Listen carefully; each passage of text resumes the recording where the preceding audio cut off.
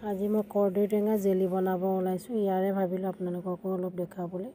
প্ৰথমতে পানীটো দি কিনে এনেকৈ কৰ্দৈটো কুটি মেলি মানে অলপ বইল কৰি লৈছোঁ। বইল কৰি লোৱাৰ পিছত কি হ'ব, আকৌ চেকি লৈ কিনে এনেকৈ মানে সিঠাটো যিটো এনেকৈ গিলাচ এটাত মুখি ল'লোঁ। তলৰ ৰসখিনি ওলাই থাকিলে পানীখিনিও দি দিলোঁ।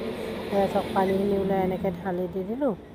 তাৰপিছত আপোনাৰ সিঠাখিনি এনেকৈ এই মিক্সিটোতে মাৰি দিলোঁ। অলপ চেনি দি কিনে তাক পূৰা এইটো একদম মানে মিহি হৈ যাব যোৱাৰ পিছত ইয়াত ঢালি দিলোঁ। ঢালি দিয়াৰ পিছত আপোনাৰ কি হয়, ইয়াতে অলপমান জিৰাৰ গুড়া, জালুকৰ গুড়া আৰু গোটা জিৰা, ধনিয়াৰ গুড়া মই এইখিনি এনেকৈ দি দিলোঁ। আপোনালোকেও দি দিব পাৰে। এইখিনি দিলে আৰু মানে এটা টেষ্টটো বেলেগ টেষ্ট হয় আৰু।